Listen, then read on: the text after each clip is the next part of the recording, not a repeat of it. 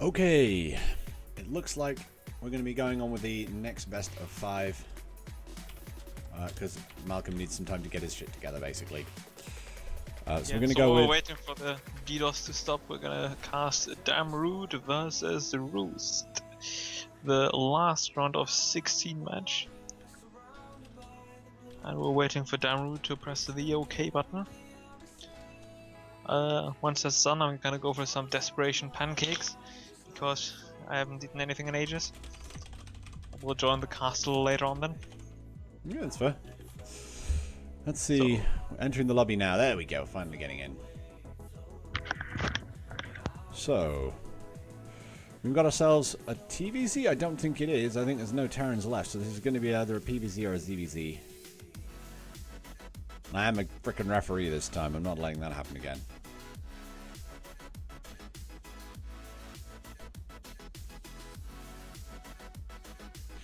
Okay.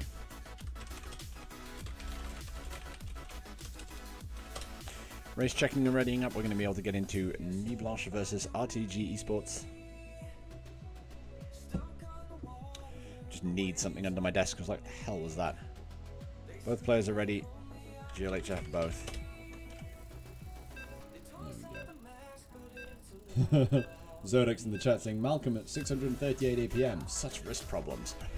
You know what? Actually, getting 600 APM, there are ways of doing it that don't actually involve doing an awful lot. It just involves spamming the hell out of stuff. For instance, if you select all your workers and just hold the C button down, you'll end up with like 1000 APM, something like that. And if you assign your right click to a keyboard key and just hold that down and move your mouse around, you end up with a lot more APM. I think 1600 is possible. But anyway, ladies and gentlemen, welcome one, welcome all to Frozen Temple. We're in the bottom right hand side. Playing for Nuit Blanche. It is our Zerg player, Damrud.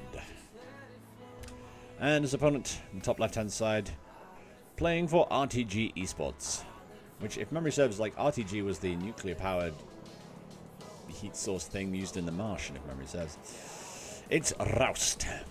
Or Rhoust, I'm not sure which.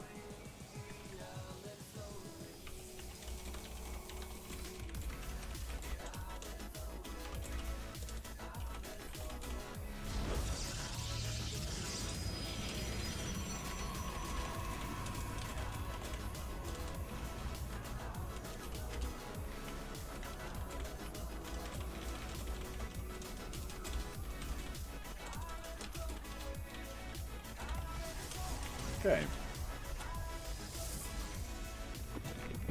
So, yep. Hatch gas pool. We've seen the deny again. Turns out Damrud, just as used to this as everyone else, has just taken his third where he can. And yeah, it's fairly standard. I mean, Protoss is going to see everything he needs to see and know that he has denied his opponent's natural for as long as he possibly can. The thing is, if he managed to get out there and deny the natural out here, it's actually relatively easy for Damrud to just send another drone down to the actual natural and plant it there as well, so there's not much to be gained by attempting to stop that.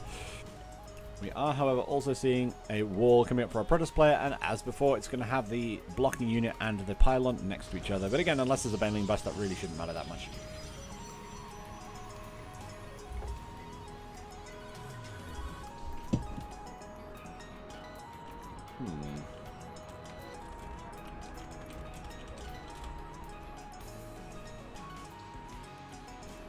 Some lings and queens being made, as in accordance with Kekaku.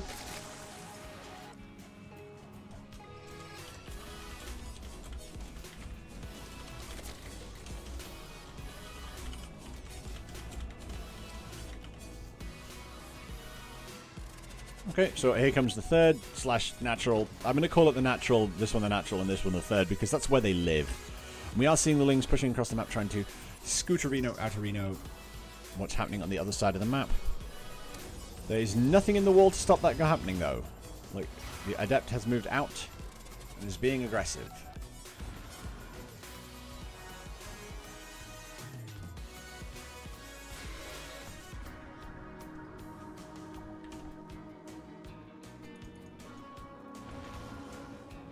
And they've scattered the third. Then they already kind of knew that was there, I think. The wall is complete. And hold position will be applied to this adept so that it does not betray him and wander out and leave the door open.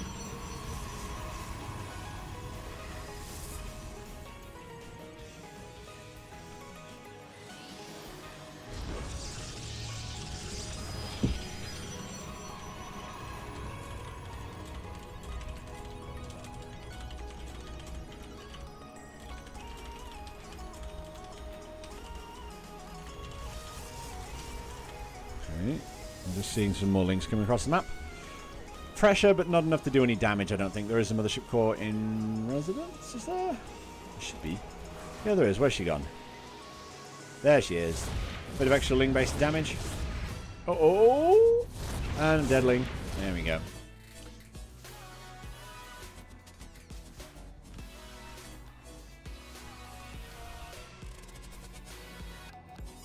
Let's see. The Zerg's falling back. This, by the way, is really smart. He's connecting his natural and his third with creep. As long as basically the creep extends out and just joins in the middle, it means that queens can get between the bases so much faster. I mean, just observe the difference. Okay, I was going to say observe the difference. It then didn't go off creep. Queens lose so much speed of their speed. They lose more than half their speed going off creep. And we are seeing roaches being built, but it's roach warrant in the natural. There is also a decent amount of Ling pressure, so the Protoss player is not going to be able to move out very easily. Or, in fact, at all. But no charge has to come down to save these adepts, which it will. Turns out it's pretty damn shiny.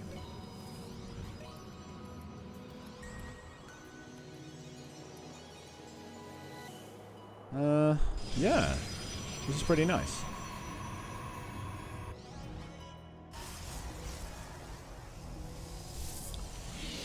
But I have to admit, oh, these adepts need to be a bit careful.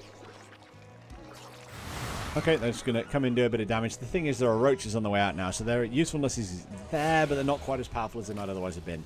The Queen's going out there to re-establish control. Nope, cancelling that one, not even trying to engage in that one. Oh. You're right.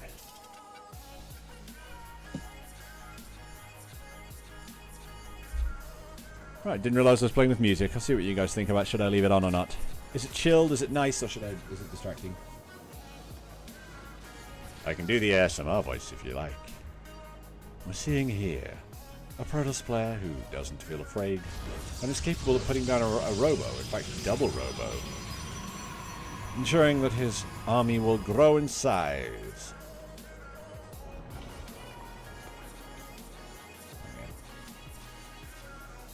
We've had an I could like it and an I really would rather not. So I'm going to turn the music off. If I get massive protests, then I'll turn it back on again. But for now, sadly, the Monster Cat has to stop.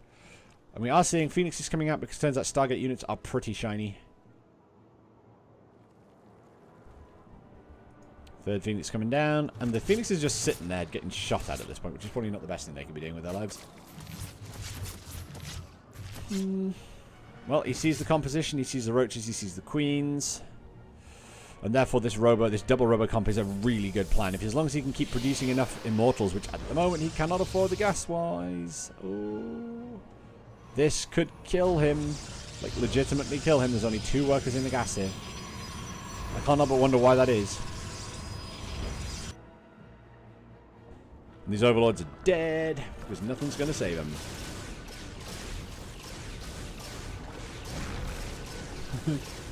So it's saying Fighting Frog or no Fun Frog? Unfortunately, we can't put on... Fighting Frog cannot put on non-music. Actually, that would be a really interesting thing for Twitch. Have a separate channel, a separate audio channel which just has music on it, which you can turn off. That would be an interesting thing to build. Immortal Sentry Adept coming up, with a couple of Zealots chunked in there for good measure. We are seeing now continuous building of Immortals. As soon as you can afford the damn things, turns out they are very expensive. Like, oh my god. And some Phoenixes lancing their way across the map. Dead Queen is dead? Maybe not with this lift, but... Oh, the transfuse!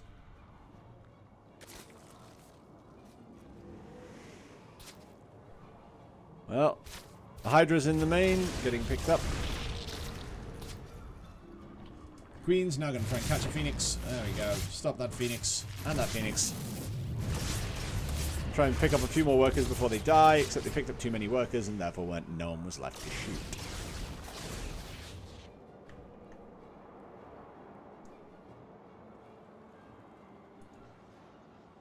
Okay, so the Immortal count is rising steadily.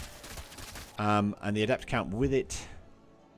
I feel like this is a really nice composition, especially with the Archon. The Archon does brutal damage. In fact, 39 damage versus Lings. I believe kills them regardless of their armor. It doesn't two-shot Hydras yet, but if he gets this +2 upgrade, the Archon will two-shot Hydras. which is why it's going to be focused so fast. I'm not even kidding. Like, if that, as soon as that upgrade finishes, as soon as that upgrade finishes, I believe the Zerg will need +2 armor to negate to negate the 2-shot. But as soon as the Protoss gets +3, it cannot be anything other than 2 shots from Archons. Because they're doing like 39 damage now. And I believe it's +3 per upgrade. Which means we're looking at 42. And then 45. And there is no way that the extra armor can count for more than 6 of the 2 shots on the Hydras. So this is looking really nice. As long as the Protoss player doesn't get stuck up this ramp.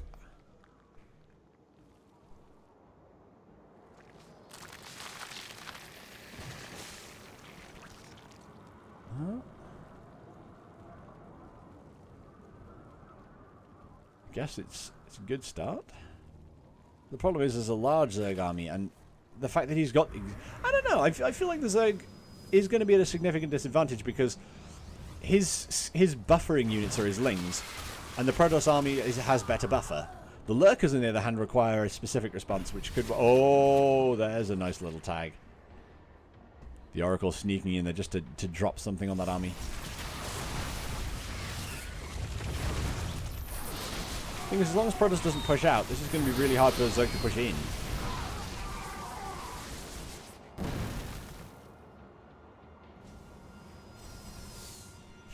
People seeing the fail lift in the background. The thing is, it's tragic. The Lurkers are actually going to die, actually going to save themselves. Oh wow, no, the Lurkers, there's too many. Tempest coming out to deal with the Lurkers, which means that Oracle is going to become super goddamn important. Is it still alive? Yes, it is. Where is it? There it is. This Oracle is going to become the reason why the Lurkers become completely obsolete very soon. A few adepts moving in to try and take out 11 drones on this base in the bottom left here. Very nice harassment, which actually puts the Zerg player at a serious economic disadvantage. I mean, you know, this is really nice pressure. If he is he going to go for the creep? If he drops a revelation here, maybe. Spine coming down. The thing is, right now the Lurkers are super vulnerable to. Oh, that didn't work. That didn't work at all.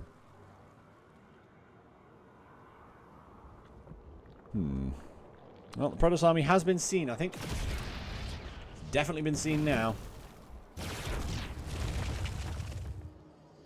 The question is, will he actually reveal the fact that he has Tempests? I'm going to say no. Now is not the time for the Protoss army to be moving in and attacking. Now is the time for the Protoss army to be gathering itself together. There we go. Oh! Oh! Oh, that wasn't good. I mean, there's some damage being done on the far side, and that's fine, but that Oracle was actually kind of important. I mean, now he needs to send an observer out there. That precious, precious observer that he only has one of. He only has one of. What's he making to fill that gap? Two more Tempests being made. Another starport. Another Stargate being finished up. I feel like at this point, Protoss has everything he needs to win. He just needs to do it. And also not let this army push him up. I mean, right now he's got no vision on the middle of the map, which means that while he's got his units, he's going to have his units in the right place eventually. Is Storm done? Storm is done. Yes. Uh-oh, the army needs to be careful. It needs to be careful. He's being attacked. He's actively under attack right now. Poison overcharge goes down. It's a decent amount of damage. The Tempest trying to be damaged from the distance. The Protoss army not actually in position to stop this yet. But as it happens, 4 Adepts are pushing everything back. And the vision that they provide means that the Tempest can start ranging shots down on the Zerg army, and it has to run away. Thing is, right now, Protoss has what they need to push up and just kill everything. He just needs to move forward. And with that Observer slightly further forward, that would be good. Little Zealot run by, because he's trying to get some free supply to get more air units in. And pretty soon, we're seeing 13 Corruptors out. This is actually going to be a real pain in the neck for Rhoust, because actually he doesn't have that much anti-air. If these Tempests get shot down, this Archon and these Sentries are the only things that can kill them. Also the random DTs. Are there any spores here? Yes, there are spores everywhere.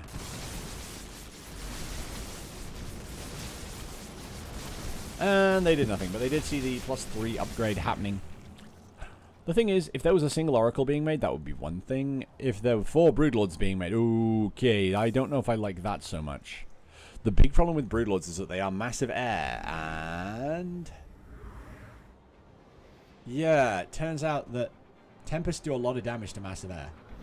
Like, a decent chunk of their health. I think it's like 500 health, maybe? No, 225. Why do I think they were so chunky? Okay, so 225 divided by 40, divided by 50, basically. That's, you know, that's not a large number. That's 5 shots. And now he knows where the army is. He doesn't know about the Broodlords yet, but he'll find out any second now. And the tag goes down. There's the tag. Are these massive air as well? I don't know. Yeah, there you go. The Lurkers can't do anything at all now.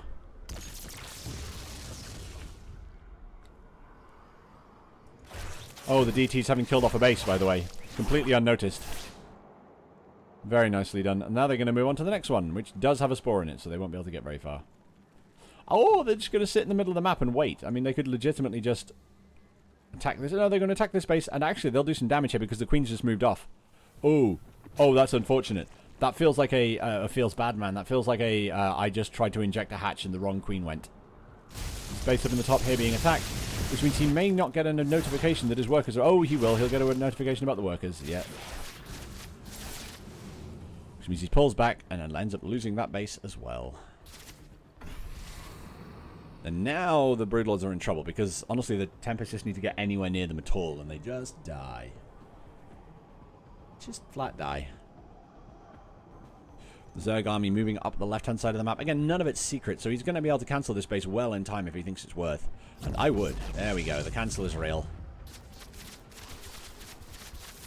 Void Ray's out now to deal with the Corruptors. Oh, he needs to get out of there, though. There's not actually that much to shoot. But it's enough. Wow. Explosions. Is he killing his own units? He's legitimately just killed some of his own men. Okay. Okay. That's not what I was expecting. Oh, wow. There's no detection with this army. There's no detection in this army.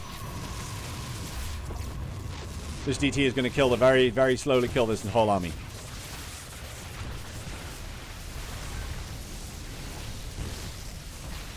Oh, there he finally gets taken down. The thing is, now the detection's gone, Protoss can just do that again. And the Tempest count is just getting higher and higher. If he just finishes off that one Overseer. There we go. Now he can warp in DTs again. Or he could if he had any spare supply. I wonder if he'll kill his own units to do that. Because he has killed his own units before. Uh-oh. Incoming death for the everything, actually. The storm's coming down and the Hydra's walking straight through them. Oh my god. So much damage. The damage is so painful. And the Zerg army having to just run like hell. I mean, Protoss has been beaten back a little, but even so. We're looking at similar sized armies. Protoss didn't lose so much. Wow. For Zerg, bearing in mind, by the way, that the Zerg lost, didn't have as big a drone count. And therefore lost actually quite a lot more army in that engagement. That was probably not economically worth it. Whereas Protoss, I'll just make a couple more Tempests, and I'm maxed.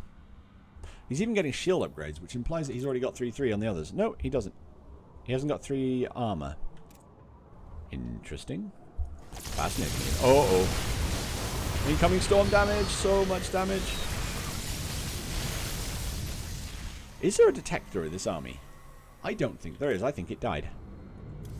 Is that? No, it is there. It is there. Is it there?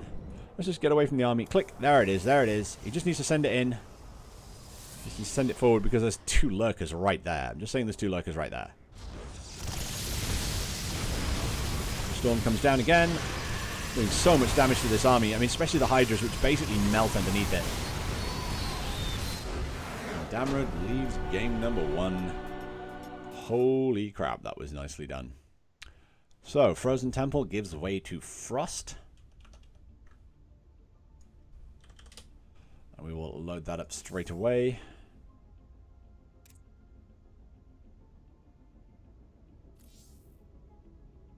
Okay, Mr. L has to be removed from the party because he's not here yet, so... We will create game and just see what we can get done without him. Oh yes, let us edit the scores because Rhoust won game 1. He rousted his opponent from asleep uncomfortable.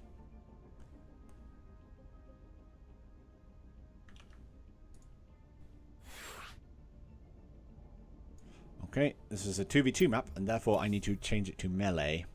Thanks, Blizzard. Okay, let's do a race check and ready up.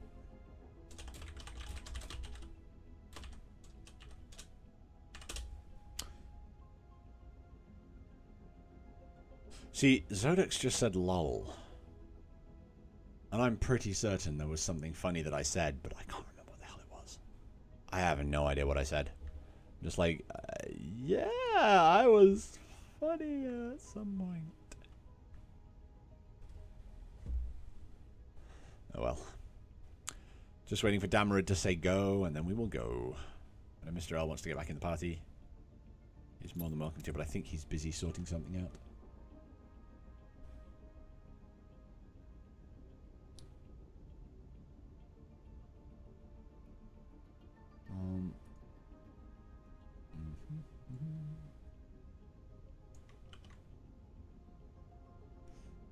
Okay.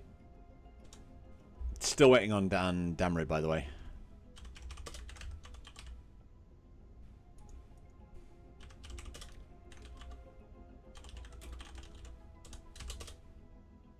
Just waiting on Damrud to say he's ready. Because if he doesn't, then I don't want to start. I don't want to be like, and you lose. Hello, I'm back. Excellent. You're just in time. Damrud has not said... Okay, I invited you to game for a reason. You need to say yes when I do that. I clicked yes on everything. There we go. Now manually clicked on join lobby. I see Rhoust won the first game. Yes, he I did. saw a hive. What happened? There were lots of Tempests. Oh god. Turns out the Roach Hydra Corruptor Force was no match for Storm Tempest. Immortal. Oh, what a shocker. Oh, you know, right. It's almost like it's a really good composition or something. Like, oh my god. Defe saying, late game, something versus Protoss is the only matchup. I don't fault players for not GGing when they leave. There is a potential for a certain amount of salt. Well, looks like we're in, so let's get straight on with it. Ladies and gentlemen, observe the upper left corner of Frost. In it, you will find a player from Nuit Blanche. In this case, it is a Zerg named Damrud.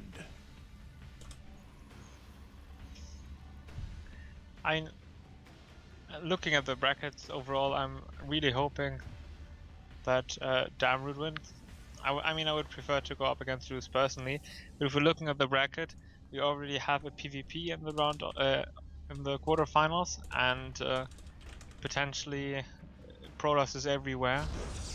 So it would be nice to have something that's not the Protoss, even though Terrans are basically extinct. Yeah.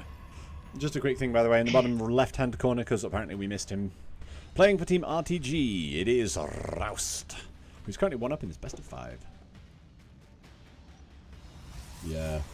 There was a lot of Chainstorm, and it turns out that while Hydras can just barely live through a storm, they have 1 HP left and terrible things tend to happen to them afterwards. So this game here is either going to be followed by the finishing up of Malcolm versus Lieutenant Dan, or Vader versus Zod. Am I right? Yeah. Vader has not been seen today.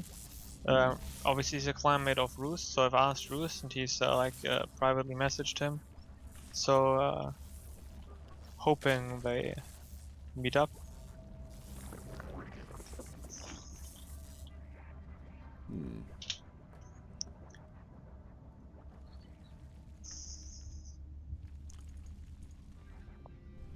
I don't know what to think at this point. I'm liking Rhoust's position just because he's shown that he can deal with the long game. He's shown he can get to late game and be powerful there. So maybe it's up to Damrud to just stop him getting to that late game composition that he clearly loves. Yeah, I mean Protoss in late game is Protoss in late game for a reason. Tempests are super strong, and they will not stop doing so with the new patches. But this is not the balanced test map. Tempest do not have Storm yet. But they're still pretty strong. And the late game Protoss usually have the edge against anything that's not a Protoss. Like very late game when you're having like Mass Tempest Storm. And Mass Tempest Storm is a pain to deal with. Right, so some Lings going out to scout. Does he actually know where his opponent is? Yes, he does. He's seen. He's seen with the Overlord.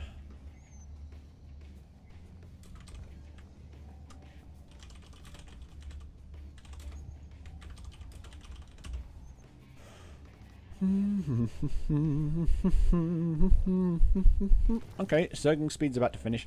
The thing is, this wall's actually kind of difficult to attack, even though it's open. I mean, there is a possibility of photon overcharge just happening. This once again, I'm seeing this this type of wall, and I'm not sure why. Any protests in the chat want to tell us why that's happening? I'll be most grateful. Frog is in the chat, and he's been silent when I last said this, so yeah.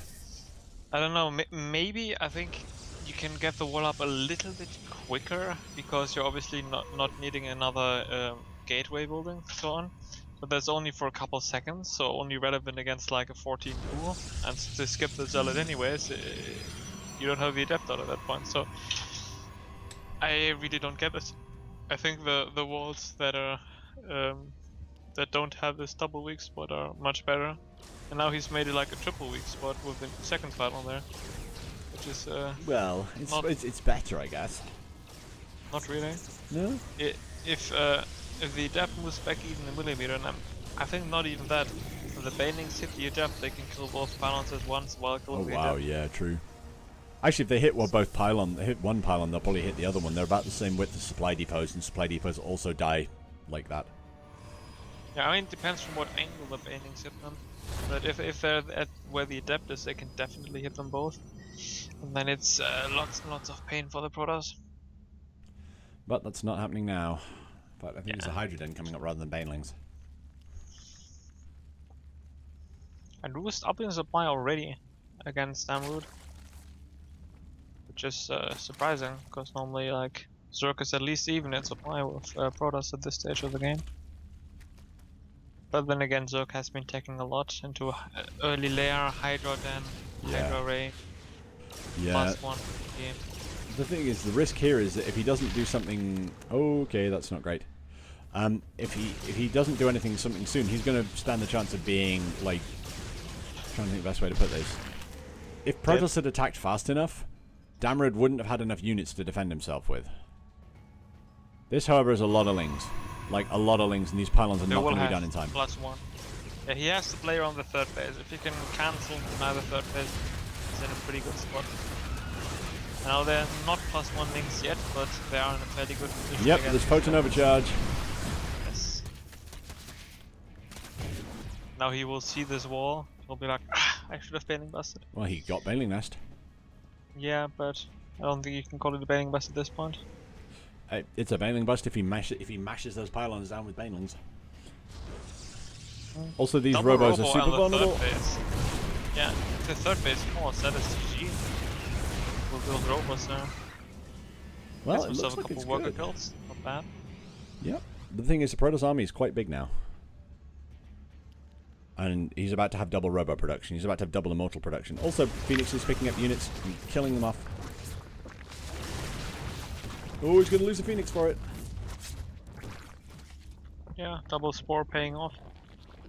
To be fair, he's probably saved himself more than 2 drones to make the 2 drones he used to make the spore by making those. It's probably cost effective. I have to admit, I would have liked to have seen Rhoust pick up some of those Zerglings and just, you know, kill them off with Phoenixes while he can. I mean, that's always like refrained from. I think the energy should be saved, because if you are like having to defensively pick up, then it's better if you can use it on a Baneling than a Zergling. True, true.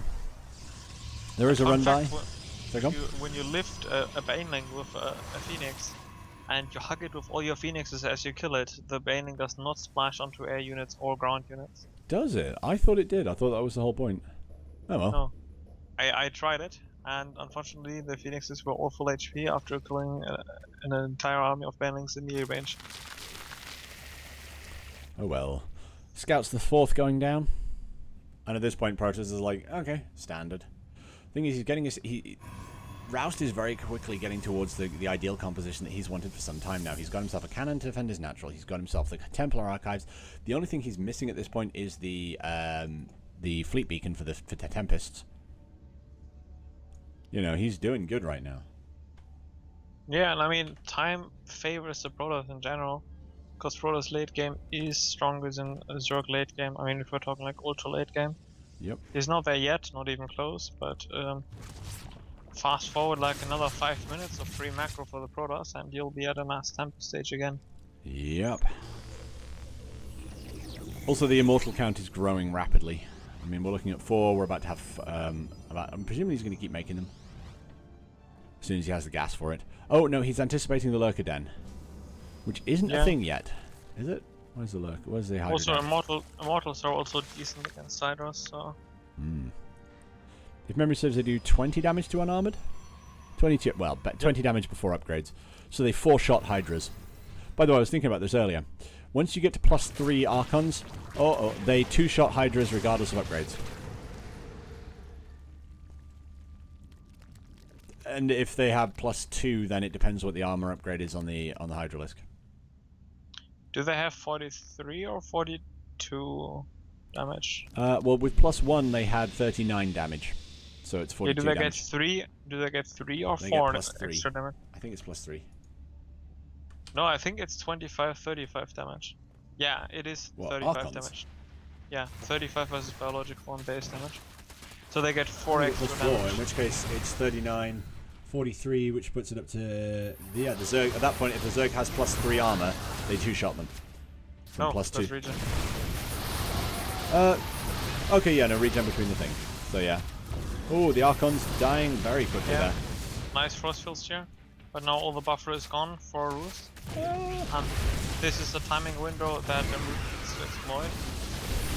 And he's doing a good job so far. But I think the Immortals, actually no, that's a lot of Hydras. That's a lot of Immortals, though. Close call. And now the Phoenix is coming and now the forest is cleaning up.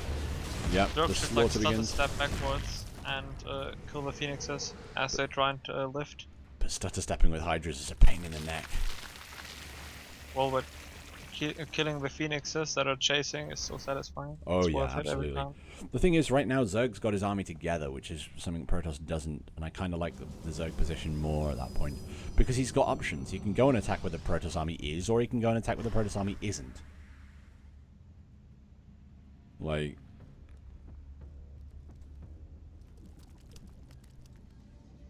And in they go to the place where the Protoss army is not. Yeah, Protoss army is coming. Oh wow, he's Bayonet. soaking a lot of Banelings on that one Archon. Every single bayonet onto the Archon. Which means now the Adepts can tank effectively. But the Adepts are not very numerous. The Oracle goes down to some Hydras. The Oracle goes down, but in doing so it takes a lot of damage that otherwise would have been on the Immortals behind it. Yeah. A bit reluctant with the Shade, so if he only gets like 2 Hydras, could have done a lot more. Yep. That said, I mean, we're looking at the army sizes are the same, and Protoss is getting more powerful, and I don't feel like our Zerg player is doing the same thing. Well, the Zerg players are starting 3-3, and the Protoss player is gonna have like 2-0 at that point. So I do think, especially with Adrenal Glands finishing, the Zerg is in a good position for the next couple minutes, definitely. And like Tempests are not inside, or at least mass Tempests are not inside yet. They can't be that. There's no fleet beacon. Yeah, like not even remotely, and there's no Storm, no Templars. Well, there's Templars, but no Storm. Yeah. So There's a a fleet fleet beacon. peak. But there's still gonna be like a long time until 2 Stargates pump out enough Tempests to be super OP. And Oh, think the Phoenix! Oh wow, he just lost almost all of his Phoenixes there. one happy little Phoenix. Happy? Yes, I imagine so. And Adept squad going into that base. Yeah, that one Adept going across the middle of the map didn't do too well for itself. Maybe this little cluster of 4 of them can do better. There's a Warp Prism going out to join them. And the thing about Warp Prisms is they turn not attacks into actual attacks. They turn, like... this is a small token force into actually there's a lot of troops here now. Yeah. And I think in a straight out fight, the Zerg player with lurkers could win this quite easily. He didn't have a lurker. Does he have a lurker then? No. He doesn't have a lurker then.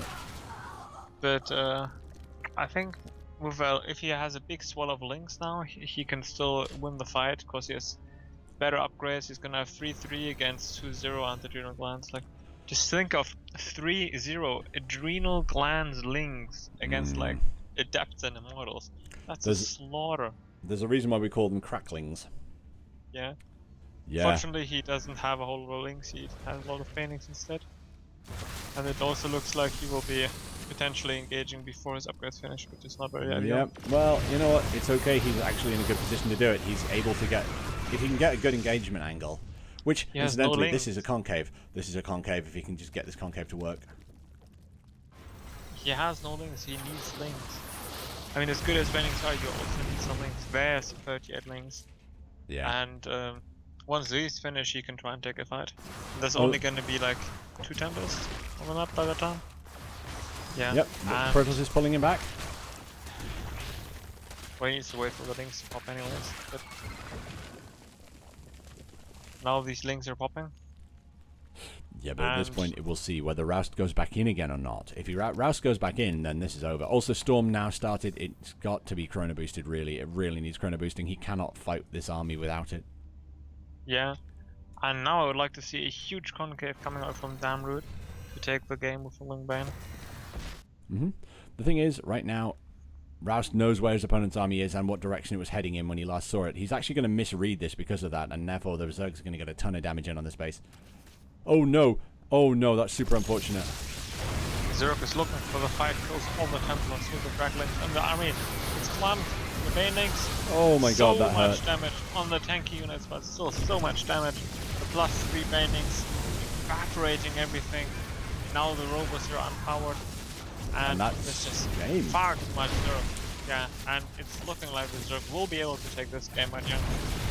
Taking out the third base. And this little Protoss army with no forces left. And no units left at this rate. Nothing. The Hydras roll over it, and Damrud is gonna be able to take game 2 away from Rhoust. Yep, looks like it. I mean, if he wants to cement the win. Actually, there's some attacks going on in the top there, which...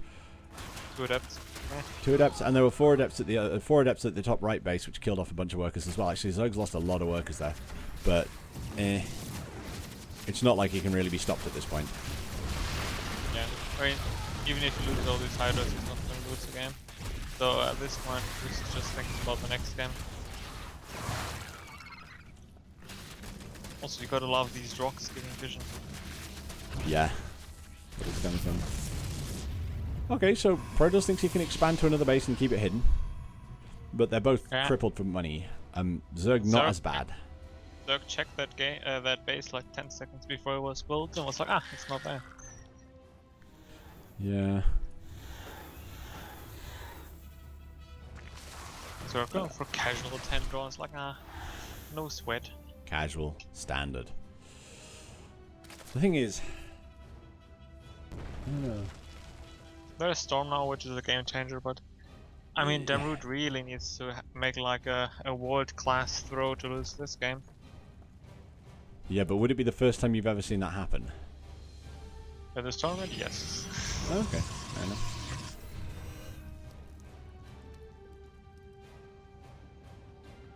Well, it looks like the score is going to end up being 1-1 though. Yes. Because, I mean, the Zerg army is just huge. Actually, I don't know. It depends. If he gives Rhoust long enough to get back in, then that could change. Happy Phoenix! Uh-oh, the base has been discovered. The base has been discovered and the banelings are rolling in. And you see how fast they evaporate everything? Protoss army getting a nice angle here though, but the storm misses completely. Oh, the storm is good. Ideal position for the Protoss to fight, but he loses the base. And he's just on 16 workers and he's just too far behind for it to matter. Mm-hmm.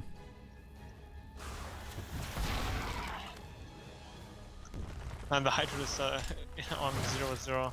I mean, looking at the Zerg spank, I would recommend getting like you have more upgrades, get some damage upgrades on the Hydras. Damage upgrades matter so much from Hydras because they attack so fast. Absolutely, they do a hell of a lot, but it seems not yet. Lots of Balins? He knows he's won, so he's probably just like in semi-AFK mode. Ultraless cavern coming in. That's a mistake, though. You never want to do that. Like, as again, I keep going back to day 9, but one of the things that he said was, until your opponent actually leaves the game, you haven't won. And one of the Templar dying to Storm there. I think a lot of those units died to Storm. But he has won now. Yep, there we go. And if until my opponent GG's I haven't won, then I haven't won half of my letter wins ever.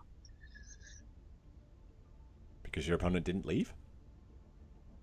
Didn't GG. No. Until your opponent quits the game. It doesn't matter whether they GG or not. Until they actually leave the game, until the win screen comes up, you haven't won. Once the win screen comes up, it doesn't matter whether they said GG or not. You win.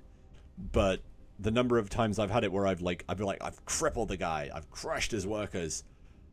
Oh, he had an extra 5 bases that I didn't know anything about. Okay, Damrud needs a few minutes. But yeah, like, you cannot take it for granted that you've won until you actually crush the last unit or crush the last building, or they just quit. So, yeah. It's one of the things I try and avoid doing when I'm playing, is just getting to that mindset of, oh, I've won, I don't need to care anymore, because, like, I've lost too many games for that. Far too many games. Okay, Malcolm will be able to play after the series is finished, so his ping is fixed, at least temporarily. Maybe shouldn't have said that, now he's gonna get DDoS again, but who knows. Also, Vader has turned up, so that series is also possible.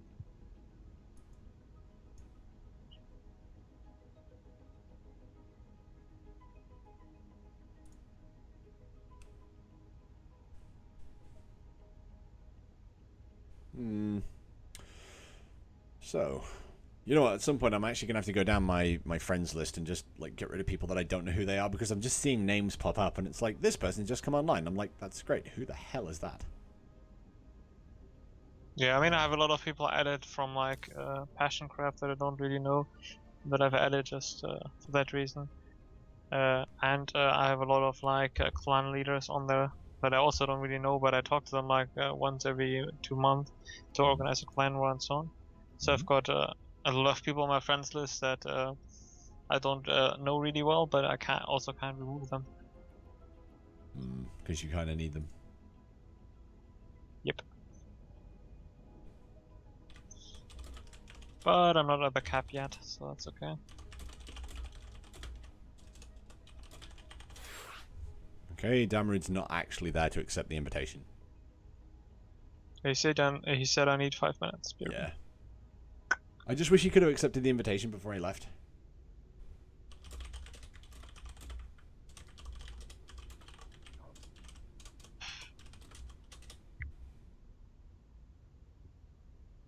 Okay, we're getting a question about how's the lag. For me, it's fine. I've not had any problems.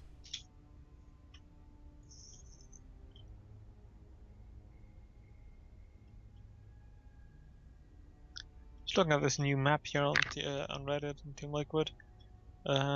Abyssal Reef, based on the Great Barrier Reef, macro-friendly two-player map.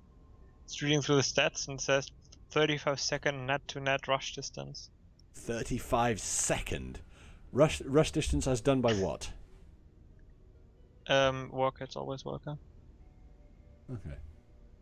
So 35 seconds rush distance is not a whole lot. That's like marginally more than Arena. Like I know when I did like an overgrowth sized map, the rush distance is like 45 seconds or something. So it's halfway between your arena and a proper map. So that's not too bad then. Yeah.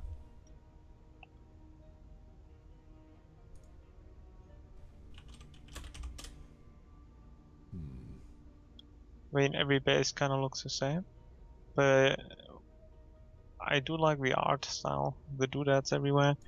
The reef. What's it called, by the way? Abyssal Reef. I'll send you a link. There's a teamliquid.net thread. Ha. Yeah. I think it's the same one I'm looking at. Let's do that. There we go.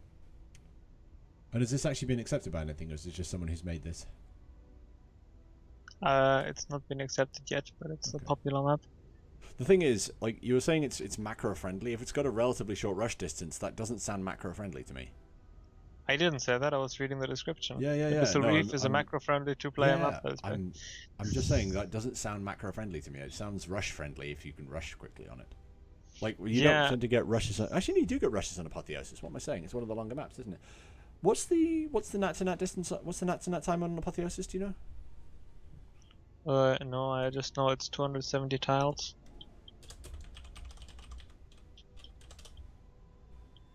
I was hoping that someone would have posted a link, because they used to do that, didn't they? They used to post. And we can test it while we're waiting for him. He's talking to a custom center worker. Yeah, I mean this map is looking pretty interesting. I find it quite like disorientating because all the middle pathways are white to see where what is going. Okay, so we've got only one entrance to the main, which is good. Mm-hmm. Standard. Rocks into the natural. Yeah, and actually, normal path into natural. Could you just post this link into the stream chat as well, so they know what the hell we're talking about? Because at this stage we're talking about something that no one else can see. Yeah, I'll post it in like 30 seconds. That's fine. Stream delay. So second base is looking quite nice. There's a wider ramp out. Yeah, and I mean the rocks are gonna be like 2k HP rocks, so that's fine. Mm-hmm. Where would you take your third base? I mean the left third base. If I'm looking at the bottom right spawn. Bottom right spawn. Okay. Yeah, if you're looking bottom right spawn, then the left base, the left third, is looking very vulnerable to anything really. Liberators. I'm certain that tanks can hit over that ledge, actually, and like good luck against lips, lip range even. The thing Tempest. Is, it depends.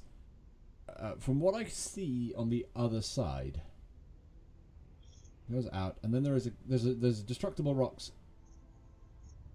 Sort of. There's that sort of little bit of grass before the cliff, and directly up from that there's another rock. Is that another rock? Where? Okay, so you go out of the bottom base, go out of the main, out of the natural. There's a third there. Yeah. So that's where you take your third. There's... I don't know, I feel like that has to be where you take your third. You can't have a more distant third than that, unless you're willing to take the rocks down and try and take the one further out there, but that's vulnerable to run-bys already. Yeah. I feel that there's a lot of surface area to attack the left third base. It's not only is it vulnerable to... When you say left, do you mean the one that's directly above the natural? I mean the one that you would take without breaking on the rocks. So the one directly above the natural? Yes. Okay. Because there's that one, and then there's another base directly to the left of the bottom natural. There's one to the left of the bottom natural, which could act as a fourth. And you could move an army sort of onto the other side of the cliffs from the fourth and put it there to defend that and the third. Yeah, but obviously, defending that fourth base is going to be so awkward because you have to go through a choke into a concave from your opponent. So like the attacker has a concave on the defender. If they hit from through two chokes at once, yeah. If they go through the left choke and position themselves in a nice concave there, then the opponent has that's coming from the third base that's trying to defend will have to go through the choke. And are you talking about going up the ramp from? Oh, so you're talking about coming from the third, which is up from the natural. I'm not saying put your army by the third though. I'm saying put your army down the. Okay, so you go left from the third, and there's a ramp down. Put your army there, and you defend the fourth, and you defend the third at the same time. Ramp down? I'm seeing only ramps up from left from the third. Okay, is it up? Okay, so you go up there, and then it's down to the fourth. Okay, yeah. So you go up that ramp, and then there's a sort of a doorway on your right, and the corridor goes straight on. Yeah. Put your army there, It defends the third because in order to get to the third, they have to come through that choke. It defends the fourth because you are right next to it. And it means you don't need to worry about going into a bad concave because you're waiting for them to come through one of two chokes to hit you. Yeah, I mean, it's looking like a reasonably balanced map. From what I can see here, like you have runway potential when you break down the rocks, and yeah, lots of corridors, and you have a good open space. By the way, we're just waiting on you. We're just waiting on you to get in game. Okay, and you have good amount of open space, but mixed with, I mean, you have open space near the bases, but the middle of the map is like quite contained. So that's like the middle of the map is territory where our Protoss can fight with force fields and stuff, and mech also, and the rest of the map is good for armies that want to have a large spread out concave. So that's quite nice. It's run by territory. There's Liberator territory, Tempest Abuse territory, and looks like a good map for drops as well, especially the main base. It's going to be interesting to see what happens with the thirds and the nats with regards to things like tanks and liberators, though. I think I agree with what you're saying about the third looking very vulnerable to tank drops.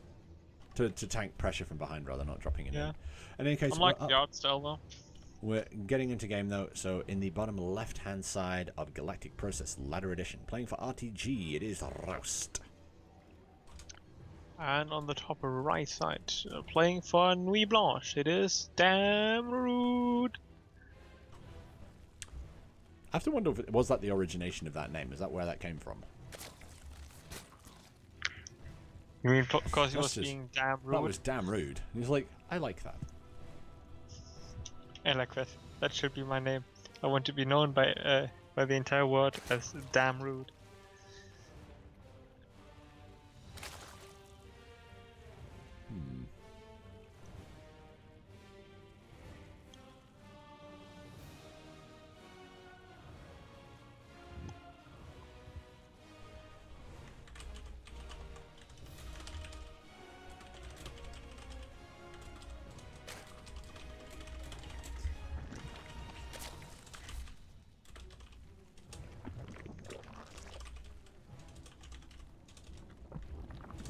Okay.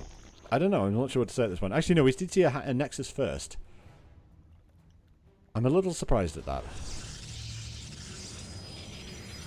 Presumably he's looking to get some kind of massive economic lead. Nexus first into double gas. Interesting. Something sentry. Because that's sentries are good defensively, and that makes sense with getting the amount of early gas. And once again, we're seeing this extremely awkward war.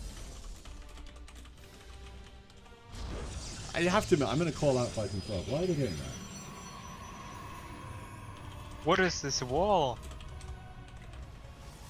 I mean, I was gonna say at least he makes it less vulnerable now.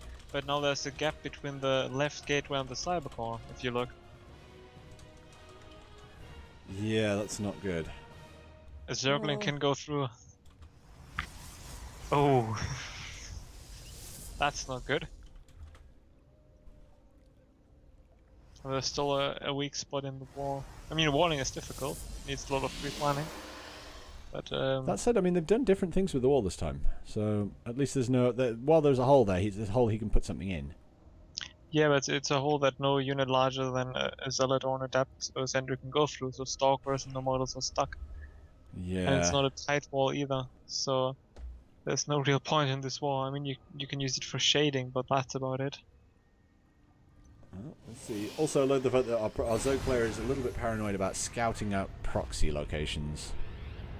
So he hasn't actually done any actual like scouting of his opponent, really. But he's seen the natural. He hasn't bothered seeing what gases there are. But he's got, you know, a couple of lings at home waiting, and they've also been out and looked around. I'm seeing an even earlier evolution, Jeremy. Do you think it's going to be an even quicker +1 melee, or potentially overload drops?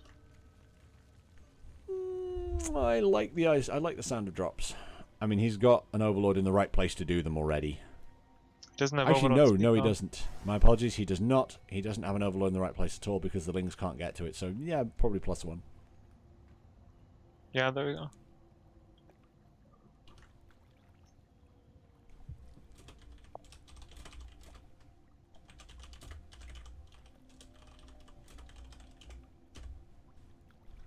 Okay, in they go. The adepts are like, and the lings are like, we're leaving. Yeah, so he does have the wall finished now, and is planning to like leave his base using the other rocks, the weird ones. I think that's perfectly legit. I mean, like, if you want to wall yourself off completely, and then get another way out, that's fine. But he's getting a third up. And right now, actually, Protoss has a higher... Well, I was going to say Protoss has a higher worker count. Is that going to stay true? No, it's not. Yeah. Protoss has a Stargate on the way now. A very late Stargate, but a Stargate, nevertheless. Interesting. Probably for Revelation only. Probably for killing Maybe Overlords. for Phoenix. For Phoenix. He's targeting an Overlord with it, so it'll be a Phoenix. Or what way? Maybe. But I feel like Phoenixes is something he's used before, so... When he's going for quick third base, it would be very, very greedy to go for Phoenix now, which he does, but I would say that's super greedy. Because you're investing so many resources in units that are not good at fighting. So,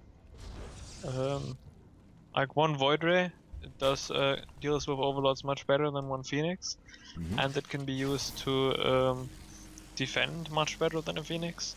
And because you're only getting one of them, you can use much more money on other stuff. The tickle was not enough. Sad times. Okay. But the Phoenix can tickle. Can finish the tickle. Yep, the Phoenix is better at tickling.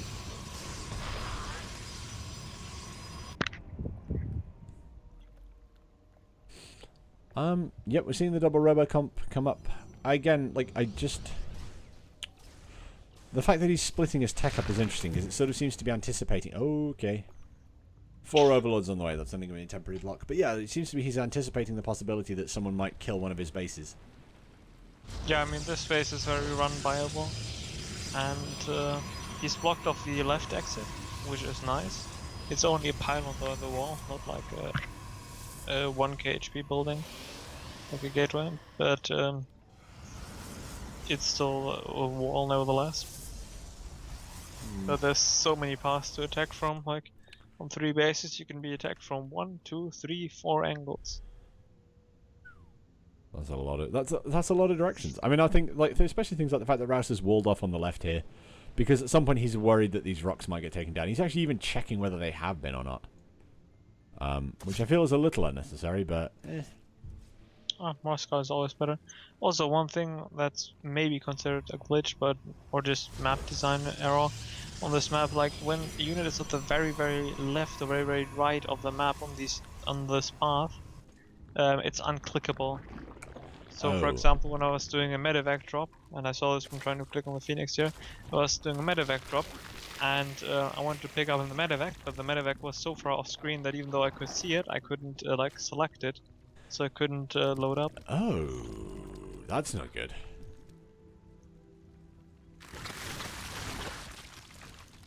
And you could see the Phoenix disappearing off the map.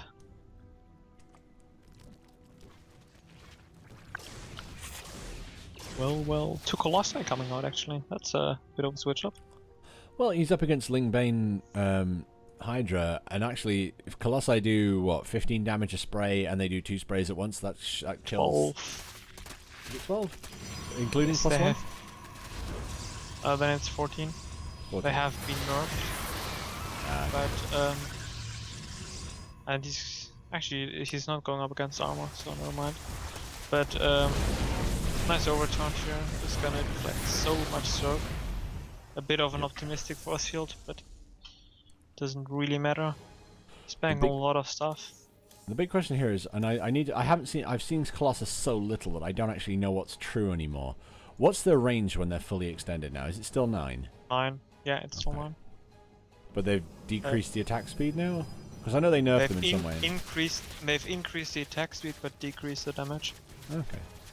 Probably so they've decreased the damage by 20% and increased the attack speed by 10%. That's resulting in... oh no. They're viable against Terran, It's not in the right visible. situation. Oh no, Rhoust is moving out at the wrong time. At totally the wrong time. He needs to move back right now. Yeah, she's coming. But they're not very good against Zerg. See those Hydras are just shrugging. Yep, that's because Thermal Lances haven't been finished yet. Thermal Lance is not done. Well, the force field's actually quite good though. Oh, those lings! Those lings! Those Banes did nothing. Oh, those lings! 68 HP from the Nexus. Sick force fields keeping the lings away. So close on the Nexus snipe. Just needs to send like a bunch of lings around the left to finish off the Nexus. Yeah, absolutely. Especially since those rocks have just been taken down. The thing is that the Protoss is on a death push right now. He's on a thing that could kill the Zerg completely. Because those Colossi, there's 3 Colossi, 4 Colossi now, so anything they sweep will die. Like, I think, oh no, the Hydras may not all die immediately, but they will be severely weakened by anything like that. Yeah, I'm not so scared of the Colossi, but the Zerg army is very small in general. Nice position for the Banelings, getting some good splash damage in there, and a nice concave on the top here. He just doesn't have the numbers. Yeah, and he's dealing with long-range splash damage. It's Damrud leaving the game. Without a GG, that's damn rude. That's Damrud. I feel like I need a laugh track. I feel like I need like a what's the word? You know, a little button I can push. Soundboard. That's the one. So that was Galactic Process. Next is King Sejong. It is now 2-1 for Damrud. No, 2-1 for Rhoust. Yep. Yes. 2-1 for Rhoust, whatever it is. Okay.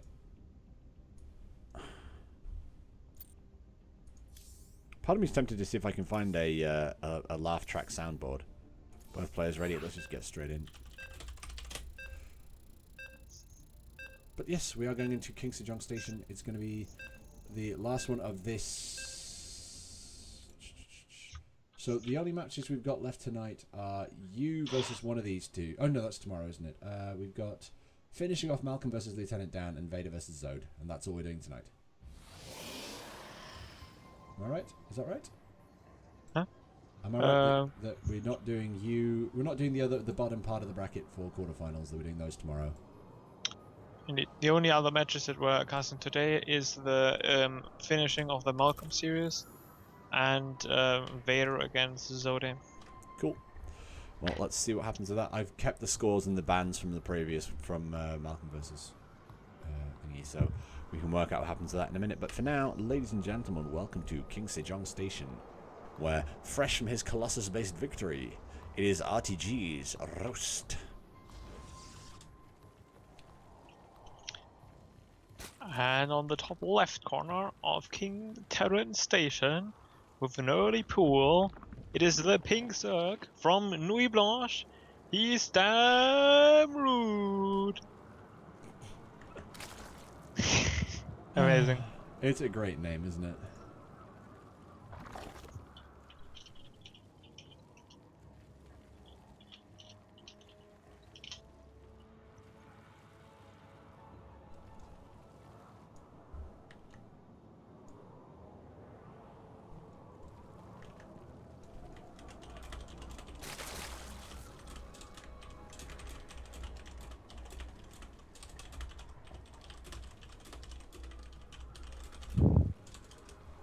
Okay, so we're looking at a wall.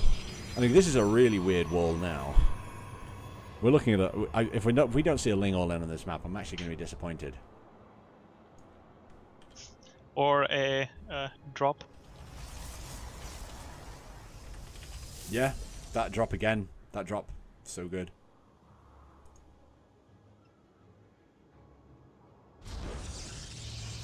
But yeah, it's an early pool. Yeah. It's, oh you no. might be able to get past the Zealot. I'm not sure. If he can't get, he'll either get past the Zealot, or he'll kill off the Cybercore, or something else will come out to kill them. But the Zealot makes a tight wall if it's placed correctly, so not like and you it's can sneak by unless the Zealot is out of position.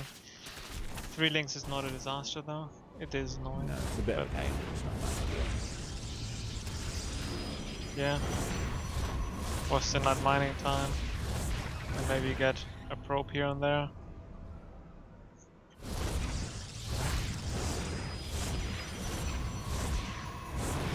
literally getting nothing done.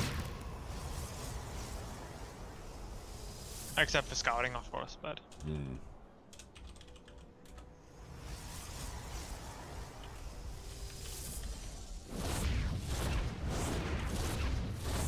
I don't know. I feel like that was actually no, that was good. The big deal here is the fact that our Zerg player now feels under no pressure. There's no threat here. There's nothing to worry about. Although that third has been immediately scouted by the Protoss.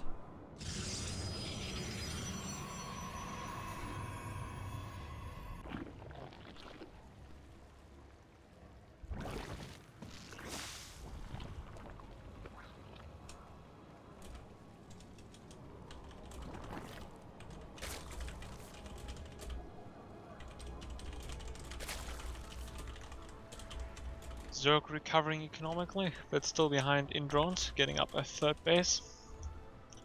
Yeah?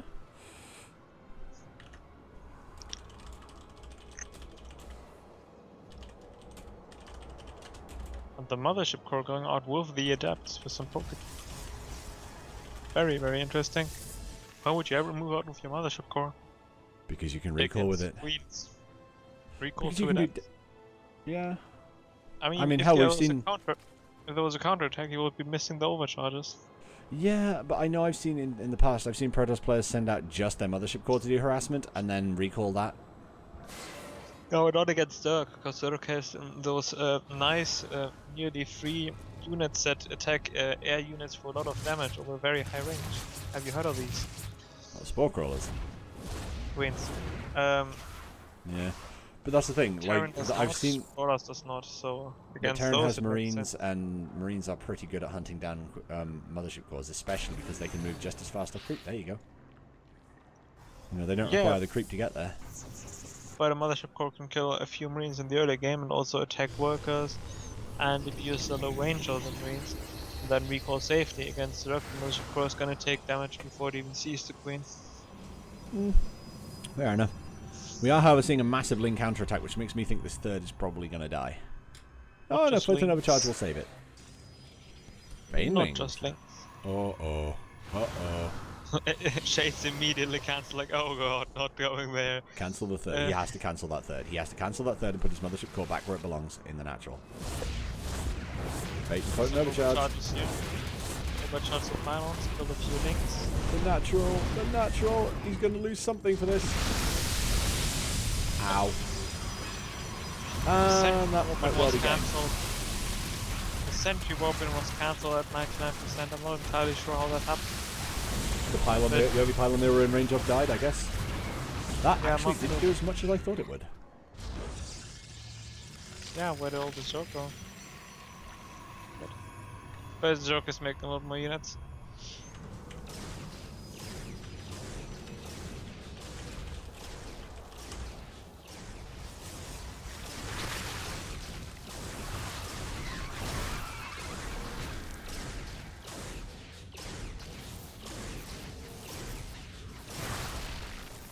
Okay. There's another rush coming in. I mean, like, he's having to maneuver his units. Do not lose some tomatoes. Oh. Forcefield doesn't do anything. Now the links are in the base again. The links are not in the base again. The links could have been in the base.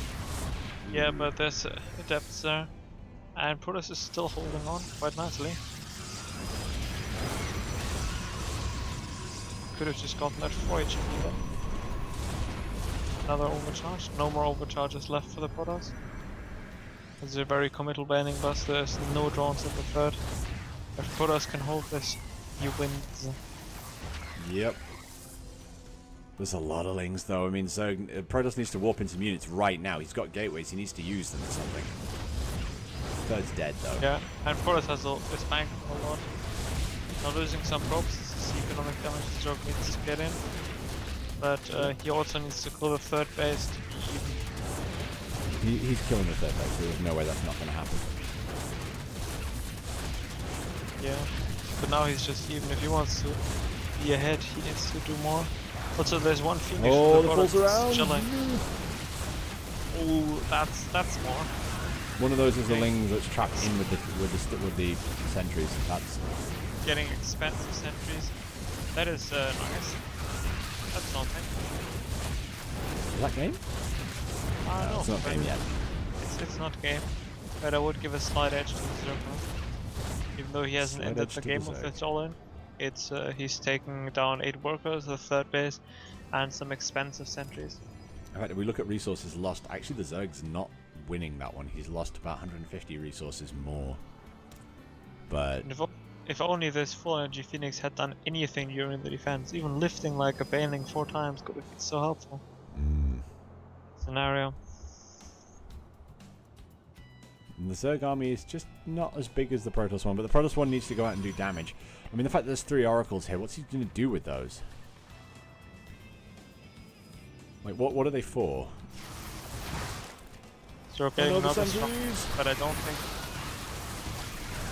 this is enough Zerglings, especially with the Oracles fighting now. I think this is a super good trade for the Protoss. Yeah. And Damrud is enough. overfitting there. Wow. And then is being Damrud again as Rhoust takes the series 3-2-1.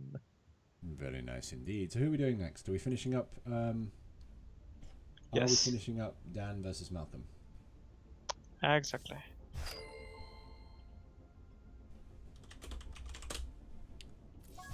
Okay, I will get rid of Damrud and Rhoust. So also, congratulations,